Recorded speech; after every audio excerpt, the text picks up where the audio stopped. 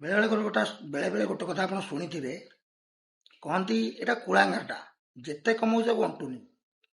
ବେଳେ କହନ୍ତି ଏଇଟା ଲକ୍ଷ୍ମୀ ଛଡ଼ାଟା, ଯେତେ ଇନକମ୍ କଲେ ବି କିଛି ସଞ୍ଚୟ କରିପାରୁନି। ଆକ୍ଚୁଆଲି କହିବାଟା ତ ଗୋଟେ କଥା, ତାର କାରଣ ବି କିଛି ଥାଏ। ତ ଆଜି ସେଇ ବିଷୟରେ କିଛି କଥା ହେବା। କାହିଁକି ଅଣ୍ଟୁନି? ଇନକମ୍ ବଢୁଛି ତ ବାଲାନ୍ସ କାହିଁକି ବଢୁନି? ଯେମିତି ଆପଣ ଜାଣିଥିବେ, ବେପାରର ଗୋଟେ ଗଣିତ ଅଛି। ଆମ ବ୍ୟାପାର ଭାଷାରେ କହିଲେ, ଯଦି ଏକରେ ଏକ ମିଶେଇବେ ଆପଣଙ୍କର 2 ହେଉଛି। କିନ୍ତୁ ବେପାର ଭାଷାରେ ଗୋଟେ ଗଣିତ ଅଛି, ଏକରେ ଏକ ମିଶିଲେ 1000 ହେବ। ଯେମିତିକି ରାଜନୀତିର ଗୋଟେ ଗଣିତ ଅଛି, ଯଦି ଜଣକୁ ଆଉ ଜଣଟେ ମିଶେଇବାକୁ ଦିଆଯିବନି, ସେ ହେଉଛି ରାଜନୀତି। ଯଦି ଏକକୁ ଆଉ ଏକ ସାଙ୍ଗେ ମିଶେଇବ, 11 ଗଣନା କରାଯିବ, ସେ ଗୋଟେ ସଂଗଠନ। ଯଦି ଏକ ସହିତ ଏକ ମିଶିଲା ପରେ ଏକ ହେଇଯିବ, ତାହେଲେ ସେଟା ପ୍ରେମ। ସେମିତି ଉଦାହରଣ ବହୁତ ପ୍ରକାର ଅଛି। ତ ଏଠି ଆମେ ଉଦାହରଣ କରିବା କ'ଣ ନା, କୁଳାଙ୍ଗାର ବା ଲକ୍ଷ୍ମୀ ଛଡ଼ା ବା ପଇସା ପଞ୍ଚୁନି କ'ଣ ପାଇଁ? ଆପଣମାନେ ଦେଖିଥିବେ, ବହୁତ ସମୟରେ କ'ଣ ହୁଏ ନା, ବ୍ୟବସାୟରେ ପଶିବା ଆଗରୁ ଗୋଟେ ବାଲାନ୍ସ ସିଟ୍ ବନା ହୁଏ।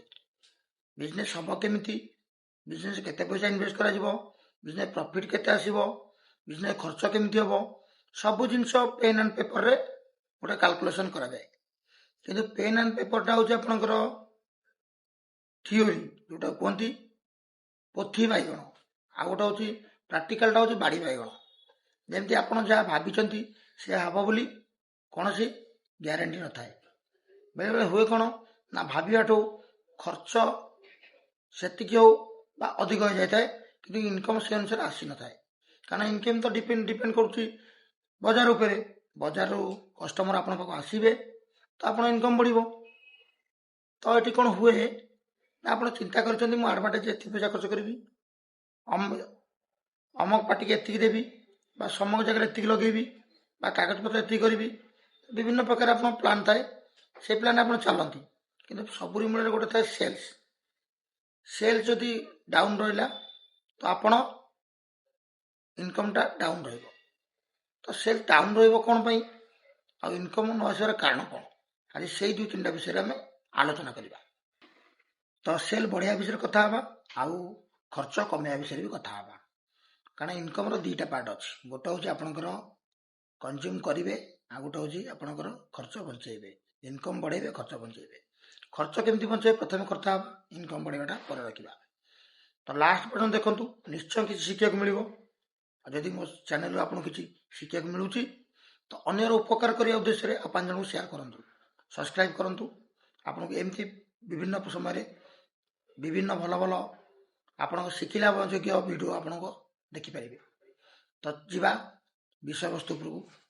ବିଷୟବସ୍ତୁ ଏହିକି ଆପଣଙ୍କର ଖର୍ଚ୍ଚ କେମିତି କମେଇବେ। ଧରି ନିଅନ୍ତୁ ଆପଣ ଗୋଟେ ଷ୍ଟୋର ଓପନ୍ କରିଛନ୍ତି, ଆଡ଼ଭାର୍ଟାଇଜ୍ ପାଇଁ ରଖିଛନ୍ତି, ଆଡ଼ଭାର୍ଟାଇଜ୍ କରୁଛନ୍ତି। ତ ଆପଣ ଆଡ଼ଭାର୍ଟାଇଜ୍ ଯେତିକି ଏରିଆରେ କଷ୍ଟମର ଆପଣ ଆସୁଛନ୍ତି, ତାଠୁ ଆପଣ ବହୁତ ଏରିଆରେ ଆଡ଼ଭାର୍ଟାଇଜ୍ କରୁଛନ୍ତି। ଯେମିତିକି ଆପଣ ସବୁବେଳେ ଲକ୍ଷ୍ୟ କରିଥିବେ, ଆପଣଙ୍କ ଦୋକାନକୁ 1-2 କିଲୋମିଟର ବା 5 କିଲୋମିଟର ଭିତରୁ କଷ୍ଟମର ଆସୁଛନ୍ତି, କିନ୍ତୁ ଆପଣ ସରାଉଣ୍ଡିଂ 25-30 କିଲୋମିଟର ପର୍ଯ୍ୟନ୍ତ ଆଡ଼ଭାର୍ଟାଇଜ୍ ହୋର୍ଡିଂ ଲଗାଉଛନ୍ତି, ବ୍ୟାନର ଲଗାଉଛନ୍ତି ବା ଗାଡ଼ି ବୁଲାଉଛନ୍ତି। ସେଠି ଆପଣଙ୍କର ଗୁଡ଼ାଏ ପଇସା ଖର୍ଚ୍ଚ ଅଧିକ ଯାଉଛି, ସେଟା କ'ଣ ବଞ୍ଚେଇ ପାରିବେ। ଦ୍ୱିତୀୟ ହେଲା ଷ୍ଟାଫ୍। ଆପଣଙ୍କର ଯଦି ବିଜନେସ୍ ଷ୍ଟାର୍ଟ କରୁଛନ୍ତି, ଷ୍ଟାର୍ଟିଂରୁ ପର୍ସନ ହିସାବରେ ଆପଣ କାମ ଦିଅନ୍ତୁ। ଯେମିତିକି ପର୍ସନ ହିସାବରେ କାମ ଦିଅନ୍ତୁ, ମଲ୍ଟିପୁଲ୍ ପିଲା ରଖନ୍ତୁ। ଯେମିତିକି ଜଣେ ପିଲା କମ୍ପ୍ୟୁଟର କରୁଛି ତ ବିଲିଂ କରିପାରିବ, ଆକାଉଣ୍ଟ କରିପାରିବ। ଦରକାର ପଡ଼ିଲେ ଆପଣଙ୍କର ଇନଭଏସ୍ ଏଣ୍ଟ୍ରି ଏବଂ ଅଲଗା ଯେକୌଣସି ଆପଣଙ୍କର IT ରିଲେଟେଡ଼୍, କମ୍ପ୍ୟୁଟର ରିଲେଟେଡ଼୍ କାମ ଅଛି, ତାକୁ ଆପଣ ଦେଇପାରିବେ। ଯିଏ ସେଲ୍ସ କରୁଛି ତାକୁ ମଧ୍ୟ ଆପଣ କିଛି ସମୟ ପାଇଁ ଗୋଦାମ ଦାୟିତ୍ୱ ଦେଇପାରିବେ, ଯେଉଁ ପର୍ଯ୍ୟନ୍ତ ବିଜନେସ୍ର ଗ୍ରୋଥ୍ ଆପଣଙ୍କ ପାଖକୁ ଆସିନି। ତ ଏମିତିରେ କ'ଣ ହେବ, ଯେଉଁ ଜାଗାରେ ଆପଣ ବିଭିନ୍ନ କାମ ପାଇଁ 5 ଜଣ ଷ୍ଟାଫ୍ ନିହାତି ରିକ୍ୱାରମେଣ୍ଟ କରୁଥିଲେ, ସେଠି 3 ଜଣ ଷ୍ଟାଫ୍ରେ ଚଲାଇବା ପାଇଁ ଚେଷ୍ଟା କରନ୍ତୁ। 2 ଜଣ ଷ୍ଟାଫ୍ ବଞ୍ଚିଲେ ଆପଣ ସେଇ ଦରମାଟି ଆପଣ ବଞ୍ଚିଲା, ଏବଂ ସେଇ ଦରମା ପଇସାଟି ଆପଣଙ୍କ ଗ୍ରୋଥରେ ବି ଲାଗିବ। ତୃତୀୟ କଥା ହେଉଛି, ଯେତେ ସମ୍ଭବ ଚେଷ୍ଟା କରନ୍ତୁ ଆପଣ ଲୋନ୍ ନେଇକି ବେପାର କରିବେ ନାହିଁ। କେମିତି ନା, ଆପଣ ବେପାର କରୁଛନ୍ତି କିଛି ଲୋନ୍ ଆଣିକି ବେପାରଟା ଗ୍ରୋଥ୍ କରିବା ପାଇଁ ଲଗେଇ ପାରିବେ, କିନ୍ତୁ ସମ୍ପୂର୍ଣ୍ଣ ଲୋନ୍ ଆଣିକି ଆପଣ ବ୍ୟବସାୟ କରିବେ ନାହିଁ। କାରଣ ଯଦି ଆପଣ ବ୍ୟାଙ୍କରୁ ଲୋନ୍ ଆଣୁଛନ୍ତି ତ ଗୋଟେ ପ୍ରକାର ଆପଣ 50% ନିଶ୍ଚୟ ରହିପାରିବେ ଯେ କିଛିଟା ଆପଣ ଲାଭ କରିପାରିବେ। ଯଦି ଖୋଲା ବଜାରରୁ ବା ମାର୍କେଟରୁ ଚଢ଼ା ଦରରେ ଆପଣ ଋଣ ଆଣୁଛନ୍ତି ବା ପଇସା ଆଣି ବେପାର କରୁଛନ୍ତି ତ ଆପଣ ସେଠି ରିସ୍କ ଫ୍ୟାକ୍ଟର ଆପଣଙ୍କୁ ପାଖାପାଖି 90% ରହିବ। 10% ଆପଣଙ୍କୁ ସିଓର ରହିବ, 90% ରିସ୍କ ରହିବ। କାରଣ ବଜାରରେ ଖୋଲା ବଜାରର ଋଣର ଦର ହାରାହାରି 60% ସୁଧ, ଯେଉଁଟାକି ଆପଣ ଷ୍ଟାର୍ଟିଂ ବିଜନେସ୍ରେ ବାହାର କରିବା ସମ୍ଭବ ନୁହେଁ। ତ ଏଠି ଗୋଟେ କଥା ରଖିବି, ଯେତେ ସମ୍ଭବ ଚେଷ୍ଟା କରନ୍ତୁ ଡିଲରଠୁ ହେଉ ବା ଭେଣ୍ଡରଠୁ ହେଉ ତାଙ୍କଠୁ ଆପଣ କ୍ରେଡ଼ିଟ୍ ଆଣିପାରନ୍ତି, କିନ୍ତୁ କ୍ୟାସ୍ କ୍ରେଡ଼ିଟ୍ ବା ବଜାରରୁ ଋଣ ନେବେ ନାହିଁ। ଯଦି ଅତି ଦରକାର ପଡ଼ୁଛି ବିଜନେସ୍ ଗ୍ରୋଥ୍ କରିବା ପାଇଁ ଆପଣ ବ୍ୟାଙ୍କ ହେଲା, ଯେକୌଣସି ସରକାରୀ ସଂସ୍ଥା ହେଉ ବା କୌଣସି ଅର୍ଗାନାଇଜେସନରୁ ଆପଣ ଲୋନ୍ ଆଣିପାରିବେ, କିନ୍ତୁ ଖୋଲା ବଜାରରୁ ଋଣ ଉଠାଇବେ ନାହିଁ। ତୃତୀୟ ପଏଣ୍ଟ ହେଉଛି ମୋଷ୍ଟ ଇମ୍ପୋର୍ଟାଣ୍ଟ, ଏଇଟା ମୁଁ ଆପଣଙ୍କୁ ଖର୍ଚ୍ଚ ବଞ୍ଚାଇବା ବିଷୟରେ କହୁଛି। ୟା ପରେ ଆମେ ଯିବା କେମିତି ଲାଭ କରିବା, ବିଜନେସ୍ କେମିତି ଗ୍ରୋ କରିବା। ତୃତୀୟ ପଏଣ୍ଟ ହେଉଛି ଆପଣ ଲିକେଜ୍ ଦେଖନ୍ତୁ। ଗୋଟେ କଥା ଥାଏ, ଯେତେ ରୋଜଗାର କରୁଛୁ ଅଣ୍ଟୁନି। କାହିଁକି ନା ଆପଣ ଗୋଟେ ବାଲ୍ଟିରେ ଯଦି କଣା ଥିବ, ଯେତେ ପାଣି ଭରିବେ ସେ ବହି ବହି ଚାଲିବ। ସେମିତି ବିଜନେସ୍ରେ ଆପଣ ଲସ୍ ଫ୍ୟାକ୍ଟରଟାକୁ ପ୍ରଥମେ ଦେଖନ୍ତୁ, କେଉଁ ବାଟେ ଲସ୍ ଯାଉଛି, ଲାଭ ହେଉଛି, ସେ ଅନୁସାରେ ଲସ୍ ଫ୍ୟାକ୍ଟର ଦେଖିବେ। କ'ଣ ପିଲା କିଛି ଜିନିଷ ନଷ୍ଟ କରୁଛନ୍ତି କି, ଆପଣଙ୍କର ଅଫିସ୍ ଷ୍ଟେସନାରୀ କିଛି ଅଧିକ ଖର୍ଚ୍ଚ ହେଉଛି କି, ବା ଆପଣଙ୍କର ଯେଉଁ ଜିନିଷ ଆପଣ ବ୍ୟବସାୟ ପାଇଁ ଦରକାର ଯେତିକି ଦରକାର ସେତିକି ଆଣୁଛନ୍ତି କିନ୍ତୁ ନଣ୍ଟୁନି ନଷ୍ଟ ହୋଇଯାଉଛି। ଯେମିତିକି ଆପଣ ବିଜନେସ୍ ପାଇଁ ଧରନ୍ତୁ ଗୋଟେ ମାଇକ୍ ଚଲାଉଛନ୍ତି ବା ଆଡ଼ଭର୍ଟାଇଜ୍ କରିବା ପାଇଁ ଗୋଟେ ବ୍ୟାଟେରୀ ସ୍ପିକର କିଣିଛନ୍ତି, ଯେତିକି ସମୟ ଚାଲିବା କଥା ସେ ମିସ୍ୟୁଜ୍ ହେଉଛି ଏବଂ ଜଲ୍ଦି ନଷ୍ଟ ହୋଇଯାଉଛି। ବା ଆପଣ ସାଇକେଲ ଦୋକାନ କରିଛନ୍ତି, ସେଠି ରେଞ୍ଚି କିଣିଛନ୍ତି, ରେଞ୍ଚି ଆଣିଛନ୍ତି ଆପଣ କାମ ହିସାବରେ, କିନ୍ତୁ ରେଞ୍ଚି ହଜିଯାଉଛି ବା କେଉଁଠି ମିସ୍ ହେଇଯାଉଛି। ଏସବୁ ଜିନିଷକୁ ନିହାତି ବି ଜଗିବେ, କାରଣ ନ ଜଗିଲେ ଆପଣ ଖର୍ଚ୍ଚଟାକୁ ବଞ୍ଚେଇ ନପାରିଲେ ଲାଭ କରିବା ଏତେ ସହଜ ନୁହେଁ। ତ ଶୁଣିଲେ ଆପଣ ବିଭିନ୍ନ ଉପାୟରେ ଆମେ ଖର୍ଚ୍ଚକୁ କମେଇ ପାରିବା ବା ଖର୍ଚ୍ଚକୁ କିଛି ସମୟ ପାଇଁ ଆଉ ଟିକେ ସୀମିତ କରିପାରିବା ବା ଖର୍ଚ୍ଚଟାକୁ ଆମେ କଣ୍ଟ୍ରୋଲକୁ ଆଣିପାରିବା। କାରଣ ଲାଭ ଆମ ହାତରେ ନାହିଁ, ଖର୍ଚ୍ଚ କିନ୍ତୁ ଆମ ହାତରେ ଅଛି, ଆମେ ଏଟାକୁ ବାଲାନ୍ସ କରିପାରିବା। ତ ଏଠି ଯେଉଁମାନେ ମୋ ଚ୍ୟାନେଲ୍ ଦେଖୁଛନ୍ତି ବା ଭିଡ଼ିଓ ଦେଖୁଛନ୍ତି, ଯଦି କିଛି କରିବାର ଇଚ୍ଛା ଅଛି ବା କିଛି କରିବାକୁ ଚାହୁଁଛନ୍ତି ତ ନିଶ୍ଚୟ ମୋ ଯୋଗାଯୋଗ କରିପାରିବେ। ଶ୍ରୀ ଭାରତ ସାଇକେଲ ବୋଲି ଗୋଟେ ସଂସ୍ଥା ଅଛି ଭୁବନେଶ୍ୱରରେ, ଯିଏକି ଫ୍ରାଞ୍ଚାଇଜ୍ ମଡେଲରେ ତାର ବ୍ୟବସାୟ ବହୁତ ଜାଗାରେ ଚଲେଇଛି। খুব কম পয়সাରେ ଆପଣ ଫ୍ରାଞ୍ଚାଇଜ୍ ନେବେ, ମାସକୁ ଅତି କମ୍ରେ 40ରୁ 50 ହଜାର ଇନକମ୍ କରିପାରିବେ। ଯଦି ଆପଣ ଇଚ୍ଛୁକ ଅଛନ୍ତି, ଇଚ୍ଛା ଆପଣଙ୍କର ଅଛି ବ୍ୟବସାୟ କରିବାରେ, ତ ମୋ ସାଙ୍ଗେ ଯୋଗାଯୋଗ କରିବେ। ମୋ ଚ୍ୟାନେଲ୍ ମାଧ୍ୟମରେ ଆପଣ କମେଣ୍ଟ ଦେଇପାରିବେ ବା ମୋ ନମ୍ବରରେ ଆପଣ କଲ୍ କରିପାରିବେ 9438479779। ଏ ନମ୍ବରଟି ସ୍କ୍ରିନ୍ରେ ମଧ୍ୟ ଆସିବ, ସେଠୁ ମଧ୍ୟ ଆପଣ ମୋତେ କଲ୍ କରିପାରିବେ। ତ ଚାଲନ୍ତୁ ଟପିକ୍କି ଯିବା, ଲାଭ କେମିତି କରିବେ। ତ ଲାଭ କେମିତି କରିବା ଆମେ ଶିଖିବା। ଆପଣ ଗୋଟେ କଥା ଶୁଣିଥିବେ ଯେ କୋଶଳା ଶାଗକୁ ଉପାଡ଼ିକି ଖିଆଯାଏ, କିନ୍ତୁ ଲେଉଟିଆ ଆଉ ଖଡ଼ା ଶାଗକୁ କାଟିକି ଖିଆଯାଏ। କାହିଁକି କହିଲେ ଅର୍ଥ, କୋଶଳା ଶାଗକୁ ଉପାଡ଼ି ଦେଲା ପରେ ସେ ଗଛ ସମ୍ପୂର୍ଣ୍ଣ ଶେଷ ହୋଇଗଲା, ଗୋଟେ ଥର ଆପଣ ଆଣିଲେ ଖାଇଦେଲେ ଶେଷ ହୋଇଗଲା। କିନ୍ତୁ ଲେଉଟିଆ ହେଉ ବା ଖଡ଼ା ହେଉ ତାକୁ ଛିଣ୍ଡେଇ ଛିଣ୍ଡେଇ ଖାଇବେ, କାଟିକି ଖାଇବେ। ତାମାନେ ଆପଣ ଆଜି କାଟିଥିବେ 7-8 ଦିନ ପରେ ପୁଣି କ'ଣ ଯିବ, ପୁଣି ଖାଇବେ, ପୁଣି କ'ଣ ଯିବ। ତ ଲାଭଟା ଏକ୍ଜାକ୍ଟଲି ବ୍ୟବସାୟରେ ସେମିତି ହେବା ଦରକାର। ଆପଣ ଯଦି କୌଣସି କଷ୍ଟମର ଆସୁଛନ୍ତି, ସେ କଷ୍ଟମରକୁ କେମିତି ବାଲାନ୍ସ କରିକି ରଖିବେ, ସେ କଷ୍ଟମର ବାରମ୍ବାର ଆପଣଙ୍କ ପାଖକୁ ଆସିବ, ସେ ବ୍ୟବସ୍ଥା କରନ୍ତୁ। ଆଜି ବିକିଦେବି, କାଲି ସେ କଷ୍ଟମର ଆସିବନି, ସେ ମେଣ୍ଟାଲିଟି ପ୍ରଥମେ ମୁଣ୍ଡରୁ କାଢ଼ନ୍ତୁ। ବ୍ୟବସାୟ ଆଜି ପାଇଁ ନୁହେଁ, କାଲି ପାଇଁ କରନ୍ତୁ। ଲାଭ ଆଜି ପାଇଁ ନୁହେଁ, କାଲି ପାଇଁ ଆଶା ରଖନ୍ତୁ। କେମିତି ଆଶା ରଖିବେ ନା, ଜଣେ କଷ୍ଟମର ଆସିଛନ୍ତି, ତାଙ୍କୁ ଆପଣ ଆଗ୍ରହ ସହକାରେ ବୁଝାନ୍ତୁ ଯେ ଆପଣ ଆମର କଷ୍ଟମର ହେଲେ, ଯଦି ଆପଣଙ୍କ ସହିତ ଆଉ ଜଣେ କଷ୍ଟମର ଆସିବେ ତାହେଲେ ଆପଣଙ୍କୁ ବି ଡିସକାଉଣ୍ଟ ଦେବି, ତାଙ୍କୁ ବି ଡିସକାଉଣ୍ଟ ଦେବି। ତ ସେ ବାରମ୍ବାର ଆସିବ ଏବଂ ତା'ର ଆଖପାଖ କୌଣସି ଚିହ୍ନା ପରିଚିତ ଲୋକ ଯଦି ଥିବେ ସେମାନଙ୍କୁ ମଧ୍ୟ ଆପଣଙ୍କ ପାଖକୁ ଦୋକାନକୁ ନେଇକି ଆସିବ। ଏଇଟା ଗଲା ଗୋଟେ ପ୍ରକାର ଜିନିଷ।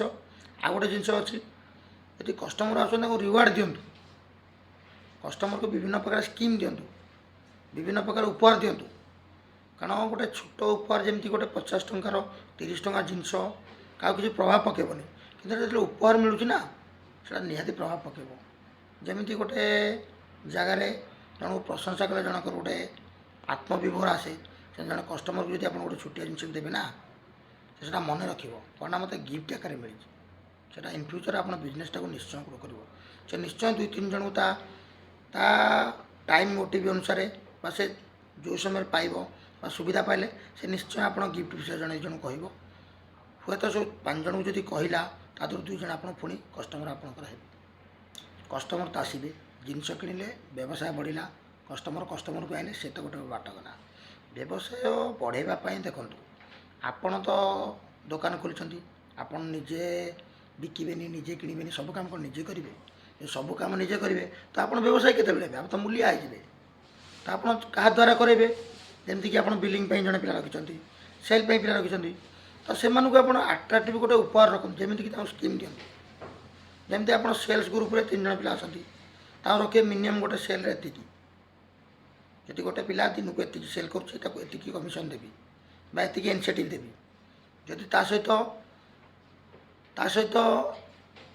ତା ସେଲ୍ ବଢ଼ୁଛି, ଆହୁରି ଇନିସିଏଟିଭ୍ ବଢ଼େଇବେ ବା ତାଙ୍କୁ ଗୋଟେ ପର୍ ଡେ ଟାର୍ଗେଟ୍ ଦେବେ, ପର୍ ୱିକ୍ ଟାର୍ଗେଟ୍ ଦେବେ, ପର୍ ମନ୍ଥର ଗୋଟେ ଟାର୍ଗେଟ୍ ଦେବେ। ତ ଏଠି ଗୋଟେ କଥା ଆପଣ କରିପାରିବେ, ଡେ ୱାଇଜ୍ ଇନିସିଏଟିଭ୍ ରଖିବେ, ଯେଉଁଟାକି ସେମାନେ ପକେଟକୁ ଯିବ। ୱିକ୍ଲି ଇନିସିଏଟିଭ୍ଟା ତାଙ୍କୁ ଆପଣ ଗୋଟେ ଗିଫ୍ଟ ଆକାରରେ ଦେଇପାରିବେ। ମନ୍ଥଲି ଇନିସିଏଟିଭ୍ଟା ତାଙ୍କ ସାଲେରୀ ସାଙ୍ଗରେ ଏନକ୍ରେଜ୍ କରିକି ଦେଇପାରିବେ। ସେଠି କ'ଣ ହେବ ନା, ସେ ପିଲାଟି ଦିନକୁ ଯଦି 10-20 ଟଙ୍କା, 25 ଟଙ୍କା, 30 ଟଙ୍କା, 50 ଟଙ୍କା, 100 ଟଙ୍କା ପାଇଲା, ତା ଖର୍ଚ୍ଚ ସେ ଉଠେଇଦେଲା, ସେ ଇଣ୍ଟରେଷ୍ଟ ହେବ ବିଜନେସ୍ ଗ୍ରୋ କରିବା ପାଇଁ। ଯଦି ୱିକ୍ଲି ବିଜନେସ୍ ତାକୁ ଆପଣ କୌଣସି ଜିନିଷ ଦେଉଛନ୍ତି, ସିଏ ତା ଘରେ ଦେଖିବା ସହିତ ତା ପାଖରେ ଯେଉଁ ଅଲଗା ଷ୍ଟାଫ୍ କାମ କରୁଥିବେ, ତା ଆଶପାଶରେ ଯେଉଁ ଷ୍ଟାଫ୍ ଥିବେ, ସେମାନଙ୍କ ଇନକ୍ରିଜମେଣ୍ଟ ଆସିବ। ସିଏ ଯଦି ୱିକ୍ଲି ଗୋଟେ ଜିନିଷ ନେଲା, ଆମେ ମଧ୍ୟ ନେକ୍ସଟ ୱିକ୍ରେ ଗୋଟେ ଜିନିଷ ନେବା ପାଇଁ ଚେଷ୍ଟା କରିବୁ। ଲାଷ୍ଟ ହେଲା ମନ୍ଥଲି ଯେଉଁ ଇନସିଏଟିଭ୍ଟା ଆପଣ ଦେବେ, ସେଇଟା ନିଶ୍ଚୟ ତାଙ୍କୁ ଗୋଟେ ଟାର୍ଗେଟ୍ ଦେବେ। ଧରନ୍ତୁ ଆପଣଙ୍କ ସେଲ୍ ଅଛି ମାସକୁ 10 ଲକ୍ଷ, ଆପଣ କହିଲେ ଡେ ୱାଇଜ୍ ଇନସିଏଟିଭ୍ ଦେଇଦେଲେ, ୱିକ୍ଲି ତାଙ୍କୁ ଗିଫ୍ଟ ଦେଇଦେଲେ, ମନ୍ଥଲି 10 ଲକ୍ଷ ବିଜନେସ୍ ମୋର ହେଉଛି, ମୋର 10 ଲକ୍ଷ ପରେ ବିଜନେସ୍ ଯାହା କରିବ ତା ଦେହରେ ଗୋଟେ ଇନସିଏଟିଭ୍ ରଖିବେ। ସେ ଯେଉଁ 2-3 ହଜାର, 5 ହଜାର, 10 ହଜାର ପାଇବେ, ସେ ଦରମା ଭୁଲିଯିବେ, ଆପଣ ସେଲ୍ଟାକୁ ବହୁତ ଦୂର ନେଇକି ଚାଲିବେ, ନିଶ୍ଚୟ ସେଲ୍ ବଢ଼ିବ। ଆଉ ଗୋଟେ କଥା, ଟିକେ ଗୁରୁତ୍ୱପୂର୍ଣ୍ଣ କଥା କହିବି, ସବୁବେଳେ ଗୋଟେ ରେସିଓ ମେଣ୍ଟେନ୍ କରିବେ। ଯେତେବେଳେ ଆପଣ ଷ୍ଟାଫ୍ ରିକ୍ୱାର କରୁଛନ୍ତି, ଚେଷ୍ଟା କରିବେ ଗୋଟେ ଷ୍ଟାଫ୍ ଯଦି 10,000 ଟଙ୍କା ଦରମା ନେଉଛି, ତାହେଲେ ସେ ଗୋଟେ ମାସରେ ଅତି କମ୍ରେ ଆପଣ 2 ଲକ୍ଷ ଟଙ୍କା ବେପାର ଦେବା ଦରକାର। ତାହେଲେ ବିଜନେସ୍ ବାଲାନ୍ସ ଠିକ୍ ରହିବ। ଦରମା ଅନୁସାରେ ଦରମା ଇଣ୍ଟୁ 20, ମନ୍ଥଲି ଦରମା ଗୁଣନ 20, ଯେତିକି ହେଲା ସେତିକି ସେଲ୍ ଯଦି ଜଣେ ଷ୍ଟାଫ୍ ଦେଇପାରୁନି, ତାହେଲେ ସେ ଷ୍ଟାଫ୍ ଯେତିକି ଦରମା ନେଉଛି, ସଂସ୍ଥା ଆପଣଙ୍କର ଦରମା ତାକୁ ଲସ୍ରେ ଯାଉଛି। ଏଇଟା ଗୋଟେ ରେସିଓ ଅଛି। ଆପଣ ଯେକୌଣସି ଷ୍ଟାଫ୍କୁ ଯେତିକି ଦରମା ଦେଉଛନ୍ତି, ଯଦି ତାର 20% ସେ ସେଲ୍ ଆପଣଙ୍କୁ ଦେଇପାରୁନି, ତାହେଲେ ସେ ଦରମା ଆପଣଙ୍କର ସପ୍ରୁ ହେଉ ବା ଆପଣଙ୍କ ସଂସ୍ଥାରୁ ହେଉ ବା ଆପଣଙ୍କର ପକେଟରୁ ହେଉ ଲସ୍ ହେଉଛି। ଯଦି ଜଣକୁ ଆପଣ 10,000 ସାଲେରୀ ଦେଉଛନ୍ତି, ତାଠୁ ନିହାତି 2 ଲକ୍ଷ ଟଙ୍କାର ବ୍ୟବସାୟ ଆଶା ରଖିବେ। ଆଉ ଗୋଟେ କଥା ମନେ ରଖିବେ, ଯେଉଁ ଷ୍ଟାଫ୍ ଯେତିକି ଦରମା ନେଉଛନ୍ତି, ପ୍ରତିବର୍ଷ ନିଶ୍ଚୟ ଆପଣଙ୍କର ଯେହେତୁ ମାର୍କେଟର ମହଙ୍ଗାଇ ବଢ଼ୁଛି, ତ ତା ଦରମା ନିଶ୍ଚୟ ବଢ଼ିବ। ଯେତିକି ଦରମା ବଢ଼େଇବେ, ଧରନ୍ତୁ ଆପଣଙ୍କର ସେଲ୍ ତାଙ୍କ ଦରମାର 10% ଆପଣ ସାଲେରୀ ଇନକ୍ରିଜ୍ କଲେ, ତ ସେଇ ଅନୁସାରେ ଆପଣ 20% ଟାର୍ଗେଟ୍ ବି ତାକୁ ଦେବେ। ଅତି କମ୍ରେ 10,000 ପାଉଥିଲା, ଯଦି ସିଏ 2 ଲକ୍ଷ ଟଙ୍କାର ବେପାର ଦେଉଥିଲା, ଯେତେବେଳେ 11,000 ପାଇବ, ତ 2 ଲକ୍ଷ 20 ନୁହେଁ, 2 ଲକ୍ଷ 40,000 ବେପାର। କାହିଁକି ନା, ଯେତେ ବ୍ୟବସାୟ ଯେତେ ପୁରୁଣା ହେବ, କଷ୍ଟମର ଆପଣଙ୍କର ସେତିକି ଆପଣଙ୍କର ଫିକ୍ସ କଷ୍ଟମର ହେଇ ଚାଲିବେ। ତ ଯେତେ ଫିକ୍ସ କଷ୍ଟମର ବିଜନେସ୍ ସେତେ ଗ୍ରୋ କରିବ। ତ ସେଠି କ'ଣ ବେପାରଟା ଅଟୋମେଟିକ୍ ବଢ଼ି ଚାଲିଲା ନା। ତ ସେଠି ଆପଣ ବ୍ୟବସାୟର ପରସେଣ୍ଟଟା ଦରମା ପରସେଣ୍ଟରୁ 2 ଗୁଣ ରଖିବେ।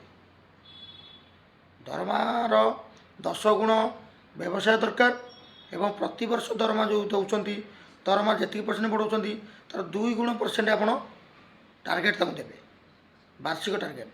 ଏମିତି କରିବେ, ବ୍ୟବସାୟ ନିଶ୍ଚୟ ବଢ଼ିବ। କାରଣ ସମସ୍ତେ ଚାହାନ୍ତି ପ୍ରଶଂସା, ସମସ୍ତେ ଚାହାନ୍ତି ଇନକ୍ରେଜମେଣ୍ଟ। ତ ବ୍ୟବସାୟକୁ ଆସିଛନ୍ତି, ଠିକ୍ କରିଛନ୍ତି। ବ୍ୟବସାୟ ଏମିତି ଗୋଟେ ଜାଗା, ଏଠି ଅସୀମିତ ସ୍ୱପ୍ନ ଆପଣ ପୂରଣ ହୋଇପାରିବ।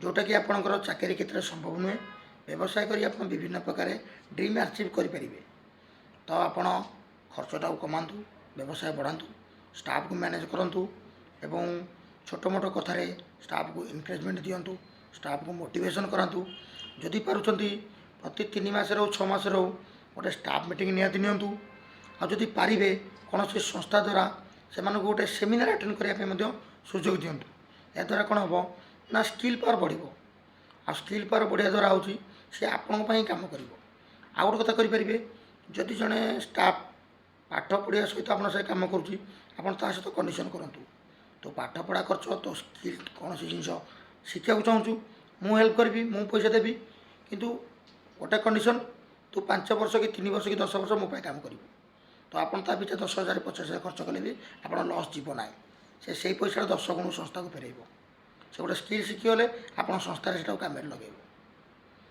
ये आप विभिन्न प्रकार उपाय अवलंबन कले आपंकर खर्च कमेबे और व्यवसाय बढ़ेबे।